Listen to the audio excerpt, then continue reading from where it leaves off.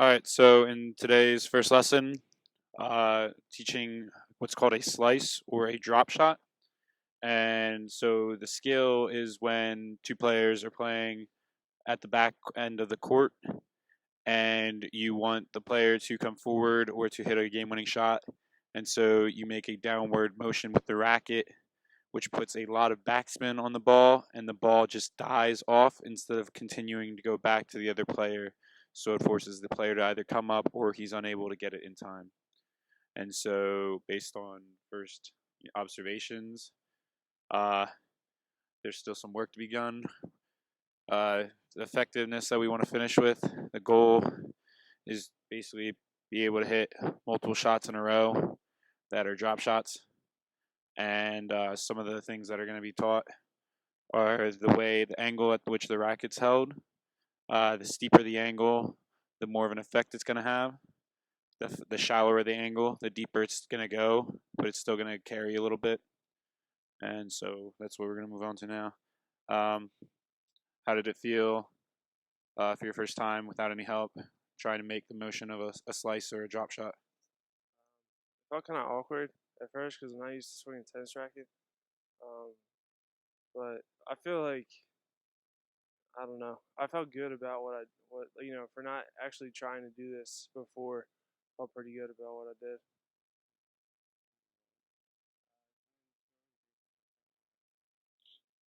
All right, so on a normal shot, you're going to take your racket and you're just going to take it straight through.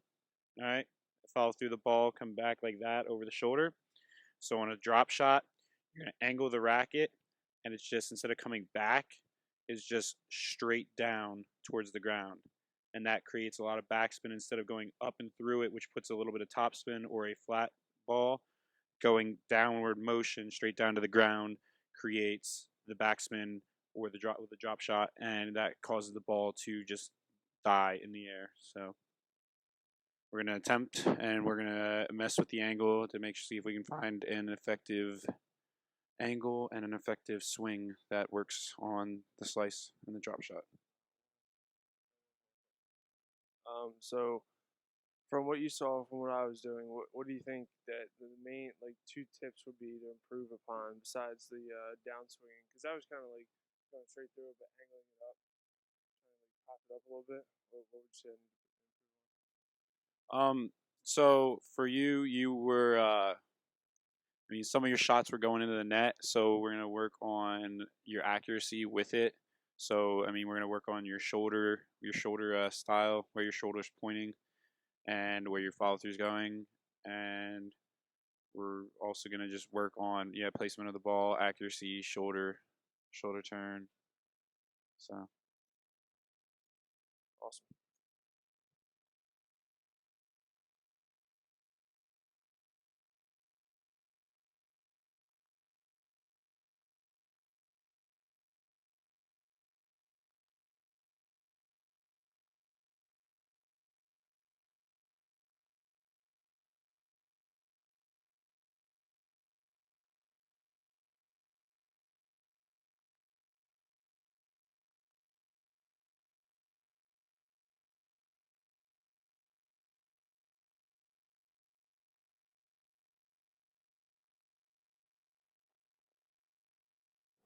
Okay, so as you saw in the videos, I learned how to hit a drop shot in tennis. My intrinsic feedback during my first attempt was, how am I going to hit a drop shot? He actually, before he instructed me, I was just I had it angled up and I was coming straight through the ball when I should have been going down at the ball. And his feedback was very good. After we hit the ball a few times, he stepped back with me and talked about it. He said, as I said before, come more down on the ball. It's like straight down instead of a baseball swing, it's like a downswing for a drop shot. And he really helped me do that.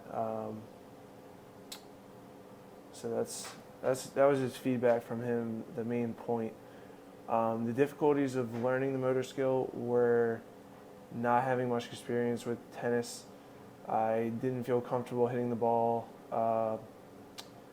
and he was a good motivator, so he made it less difficult. But the difficulty was not feeling comfortable and feeling out of place when hitting the ball. Um,